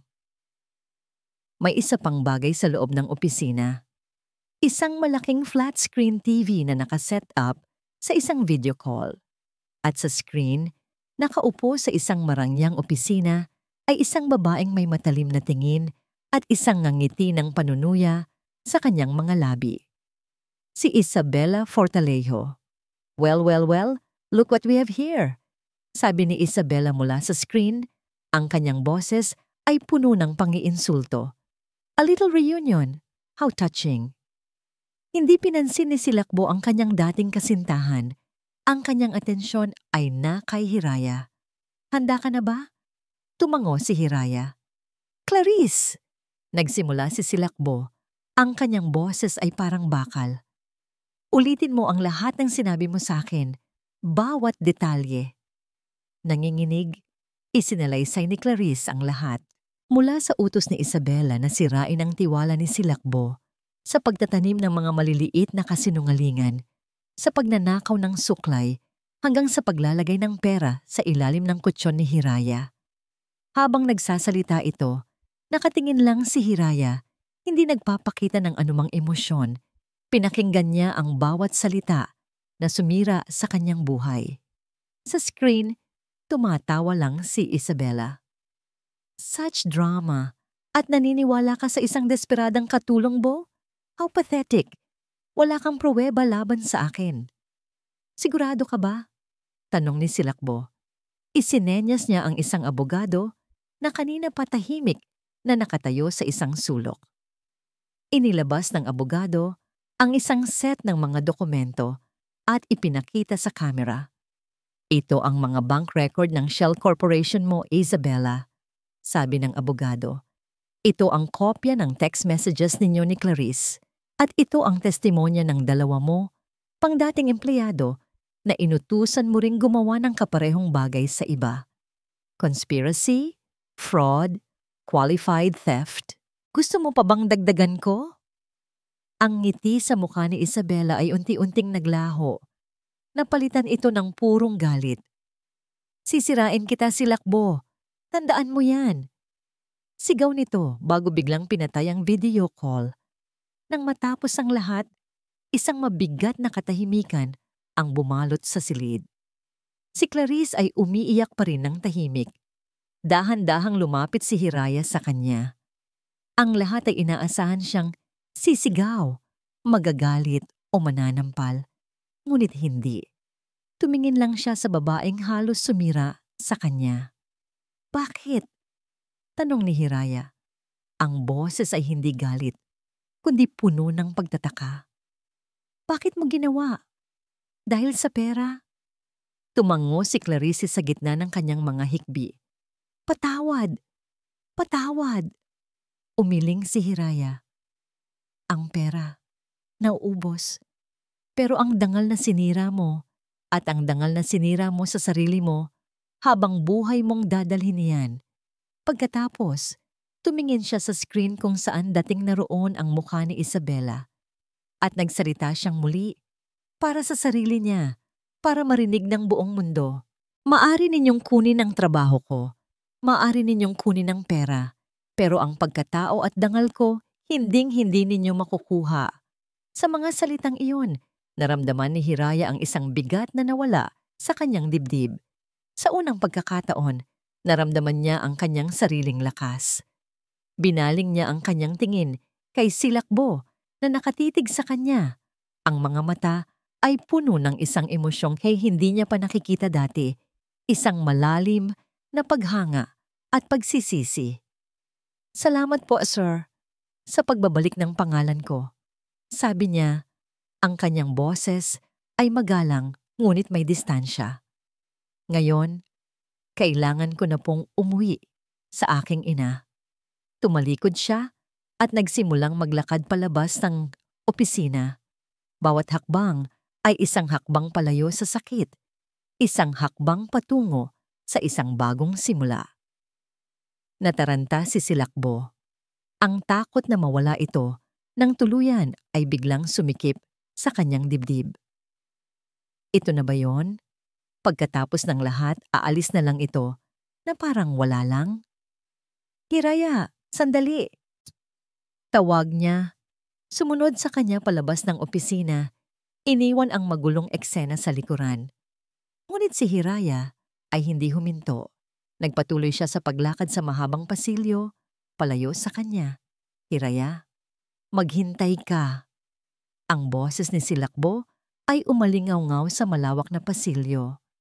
Naabutan niya si Hiraya ilang hakbang na lang mula sa malaking pinto ng mansyon. Hinawakan niya ito ng marahan sa braso. Isang hawak na magalang ngunit desperado. Humarap si Hiraya, ang kanyang muka ay kalmado pa rin. Ngunit ang kanyang mga mata ay nagpapakita ng bakas ng pagod at sakit na kanyang pinagdaanan. Bakit po, sir? Tapos na po ang lahat, hindi ba? Nakuha ko na po ang katarungan. Hindi pa. Mabilis na sagot ni Silakbo. Hindi binibitawan ang kanyang braso. Hindi pa tapos hanggat hindi mo naririnig ang sasabihin ko. Tinitigan niya ito ng diretso sa mga mata at sa unang pagkakataon, hinayaan ni Silakbo na makita nito ang lahat. Ang kanyang kahinaan, ang kanyang pagsisisi, ang kanyang takot, patawad. Bulong niya, ang salita ay puno ng bigat. Patawarin mo ako, Hiraya. Hindi dahil sa nagkamali ako ng akusasyon sa'yo. Patawarin mo ako dahil naging duwag ako. Nagulat si Hiraya sa kanyang sinabi. Naging duwag ako. Pag-uulit ni Silakbo. Hinayaan kong lamunin ng multo ng nakaraan ko ang isip ko. Hinayaan kong diktahan ng sakit na idinulot ng iba. Ang paraan ng pagtingin ko sa'yo. Nakita kita, pero hindi kita tiningnan. Nakita ko lang ang isang refleksyon ng mga taong nanakit sa akin. At dahil doon, nasaktan kita ng lubos. Iyon ang kasalanan ko at iyon ang habang buhay kong pagsisisihan. Ang bawat salita ay tapat, walang pagkukunwari. Ito ang pinakalantad na anyo ni Silakbo na nakita ni Hiraya. Ang pader na laging nakapalibot dito ay tuluyan ng gumuho at sa likod nito ay isang taong sugatan din pala. Huwag kang umalis. Pagpapatuloy niya, ang kanyang boses ay nanginginig na. O kung aalis ka man, hayaan mo akong bumawi sa'yo, sa pamilya mo. Hayaan mong dalhin ko ang nanay mo dito sa Maynila, sa pinakamagaling na ospital. Ako ang sasagot sa lahat. Umiling si Hiraya. Hindi ko po matatanggap iyon, sir. Hindi po bayad utang ang buhay ng nanay ko. Hindi ito bayad utang, giit ni Silakbo. Ito ay dahil sa'yo. May isang bagay akong muling natutunan. Humakbang siya palapit. Pinakita mo sa akin na, sa kabila ng lahat ng kasinungalingan at kasakiman sa mundo, mayroon pa ring katapatan, mayroon pa ring kabutihan. Ikaw ang nagpaalala sa akin noon, Hiraya. Ikaw ang naging liwanag sa madilim kong mundo. Ang mga salitang iyon ay unti-unting tumunaw sa yelong nakabalot sa puso ni Hiraya. Ayokong mawala ang liwanag na yon sa buhay ko. Pag-amin niya, ang kanyang boses ay halos isang bulong. Hiraya, mahalin na kita. Ang pag-amin ay binitawan sa hangin, simple at totoo. Natigilan si Hiraya, ang kanyang puso na akala niya ay manhid na ay biglang tumibok ng malakas. Huwag kang bumalik dito bilang katulong, sabi ni Silakbo. Gusto kong mag-alok sa'yo ng ibang posisyon, ang alab ng Pag-asa Foundation. Nawalan ito ng direksyon dahil sa pagkawala ng tiwala ko sa mga tao. Pero ikaw, ang iyong katapatan, ang iyong busilak na puso, iyon ang inspirasyong kailangan nito. Gusto kong ikaw ang mamahala sa mga proyekto nito. Kasama ko. Maging partner ko sa pagtulong at sa buhay. Isang alok na hindi niya inaasahan. Isang alok na hindi lang naglalayong ibalik ang kanyang dangal, kundi bigyan pa ito ng mas mataas na halaga. Tumingin si Hiraya sa mga mata ni Silakbo. Wala na ang dating lamig, wala na ang pagdududa. Ang nakikita niya na lang ay isang taong buong pusong inilalantad ang kanyang kaluluwa, umaasa sa isang pagkakataon. At sa sandaling iyon, pinili ni Hiraya ang magpatawad. Hindi lang para kay Silakbo, kundi para na rin sa sarili niya. Isang maliit na ngiti ang sumilay sa kanyang mga labi sa unang pagkakataon sa loob ng napakatagal na panahon. Isang ngiting umabot sa kanyang mga mata. Pag-iisipan ko po. Ang pagbanggit sa kanyang palayaw sa unang pagkakataon ay nagdulot ng isang alon ng pag-asa sa puso ni Silakbo. Ito ay isang maliit na hakbang, ngunit ito ay isang simula. Makalipas ang ilang buwan, sa isang maliit at makulay na bahay ampunan sa probinsya ng Sinagaraw, abala ang lahat sa isang munting salu-salo. Ito ang unang proyekto ng alab ng Pag-asa Foundation sa ilalim ng bagong pamamahala. Nakaupo sa isang tabi si Hiraya. Masaya niyang pinapanood ang mga batang kumakain at naglalaro. Ang kanyang ina, na matagumpay na naoperahan sa Maynila, ay kasama niya. Malakas na at nakikipagkwentuhan sa mga tagapamahala ng ampunan. Lumapit si Silakbo, obos sa lahat. May dalang 2 baso ng juice. Nakasuot lang ito ng simpleng polo shirt at maong. Malayong malayo sa dati niyang anyo bilang isang mailap na bilyonaryo. May ngiti sa kanyang mga labi na ngayon ay madalas nang masilayan. Masaya ka ba? Tanong niya. Iniabot ang isang baso kay Hiraya. Tumango si Hiraya. Ang kanyang mga mata ay nagniningning. Sobra. Dati, pangarap ko lang na mapagaling si nanay. Ngayon, hindi lang siya ang natutulungan natin. Hindi natin. Pagtatama ni Bo. Umupo sa tabi niya. Ikaw ang puso ng lahat ng ito, Hira. Tumingin sila sa isa't isa sa gitna ng tawanan ng mga bata at ng mainit na sinag ng hapon. Wala nang amo at katulong. Wala nang mayaman at mahirap. Tanging 2 tao na lang na sinubok ng tadhana. Sinaktan ng nakaraan, ngunit pinagaling ng pagpapatawad at pinagbuklod ng isang pag-ibig na isinilang mula sa katapatan. Hinawakan ni Bo ang kamay ni Hiraya. Mahigpit. Puno ng pangako. Ang kanilang kwento ay hindi nagtapos sa isang magarbong kakasalan o sa isang palasyo. Nagtapos ito sa isang simpleng hapon, sa isang lugar na puno ng pag-asa, kung saan natagpuan nila ang isang bagong simula. Isang simula na mas makabuluhan at mas totoo, na binuo hindi sa yaman, kundi sa kabutihan ng puso. At dito po nagtatapos ang kwento nina Hiraya at Silakbo. Mula po sa kaibuturan ng aking puso, isang taos-pusong pasasalamat sa inyong lahat, mga minamahal naming tagapakinig. Salamat sa pagsama sa bawat hakbang ng kanilang paglalakbay, sa bawat patak ng luha, sa bawat tibok ng puso, at sa bawat kislap ng pag-asa. Habang isinusulat ko ang salaysay na ito, hindi lamang po ito naging isang kwento ng 2 tauhan. Ito po ay naging isang pagninilay-nilay sa ating lahat. Isang paalala na sa mundong madalas ay tumitingin sa panlabas na anyo. Ang tunay na yaman ay laging matatagpuan sa loob, sa isang pusong tapat at sa isang dangal na hindi kayang bilhin o sirain ng kahit sino. Naway ang kwento ni Hiraya at Bo ay mag-iwan sa inyo ng inspirasyon na kahit sa pinakamadilim na sandali, laging may liwanag na nag-aabang, na ang pagpapatawad ay hindi tanda ng kahinaan, kundi ng pinakadakilang lakas, at ang tunay na pag-ibig ay may kakayahang paghilumin kahit ang pinakamalalim na sugat. Ngayon, nais ko namang marinig ang inyong tinig. Ano po ang inyong naramdaman? Aling bahagi ng kanilang kwento ang pinakatumatak sa inyong puso? Ang inyong mga saloobin at komento ay musika sa aming pandinig. Kaya't huwag po kayong mag-atubiling ibahagi ang mga ito. Hanggang sa ating muling pagsasama, sa panibagong kwento.